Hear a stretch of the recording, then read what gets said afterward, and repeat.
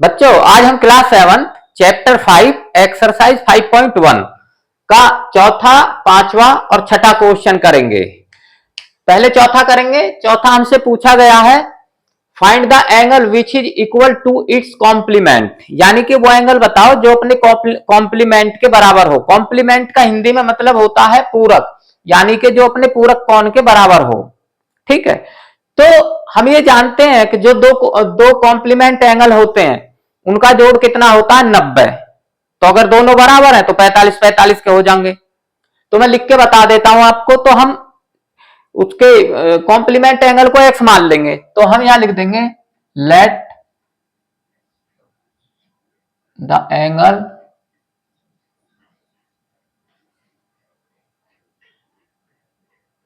Equal to x। ये complement angle कितना है? x है। tan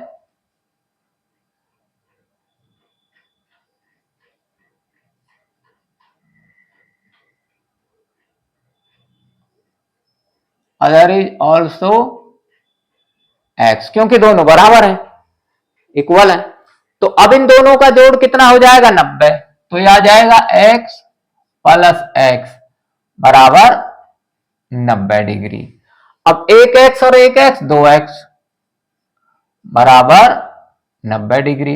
अब ये इधर गुणा हो रहा है, दो इधर जाके भाग हो जाएगा। तो x बराबर 90 डिग्री बटे 2 कट जाएगा। तो एकम 2, 2 चौक 8 बचा एक यहां गया, 10 हो गया, 2 पंजे 10। तो ये हमारा आ गया x इक्वल टू 45 डिग्री। तो दोनों 45-45 के हो गए। ठीक है, अब पांचवा करेंगे। ये लिखा find the angle which is equal to its supplement.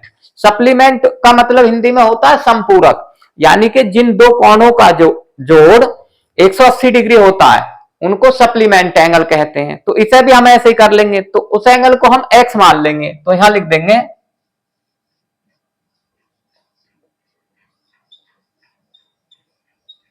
Late the angle बराबर x, then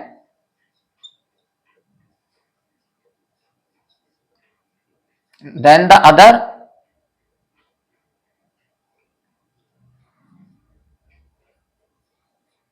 is also x। अब इन दोनों को जोड़ देंगे तो x प्लस x बराबर 180 डिग्री, क्योंकि ये सप्लीमेंट है। सप्लीमेंट दो का जोड़ 180 होता है। अब ये हो जाएगा एक x और एक x, 2x बराबर 180 डिग्री। अब ये दो इधर जाके डिवाइड हो जाएगा। तो ये x बराबर आ जाएगा 180 डिग्री बटे 2। ये कट जाएगा, 2 एकम 2, 2 नीम 18 और 0 की 0। तो यह आ गया हमारा x बराबर 90 डिग्री। तो ये हमारे 90-90 डिग्री के आगे दोनों। अब छठा करते हैं। छठे में कहता है इन द गिवन फिगर, ये हमको फिगर दी गई है। In the given figure angle A and angle one and angle 2 are supplementary. क्योंकि एक लाइन है और लाइन के ऊपर ऐसे एंगल बनता है तो 180 का बनता है। तो ये सप्लीमेंट है। जो दो एंगल 180 के होते हैं तो सप्लीमेंट होते हैं।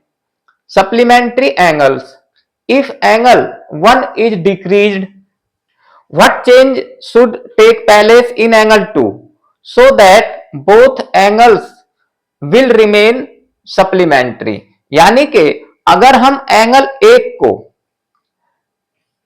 इफ एंगल 1 डिक्रीज, अगर इसको हम घटाएंगे तो दो में क्या परिवर्तन होगा। तो अगर हम ये मान लो डंडी है, इसको पकड़ के ऐसे करेंगे तो ये घटेगा तो वो बढ़ेगा। ठीक है, तो इसमें क्या होगा, ये इंक्रीज होगा और ये डिक्रीज होगा। जितना ये डिक्रीज होगा उतना ही ये इंक्रीज होगा। ठीक है, तो मैंने यहां लिख दिया angle 2 will increase with the same measure as the decrease in angle 1। यानी कि अगर ये हमारी एक लाइन है ऐसे,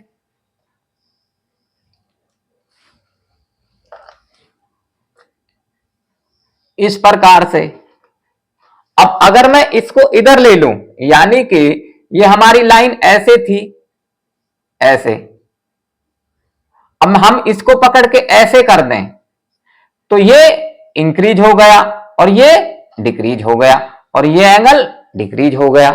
तो मैंने ये लिख दिया। तो बच्चों आपको समझ आ गया होगा। आप इसको लाइक करें, सब्सक्राइब करें।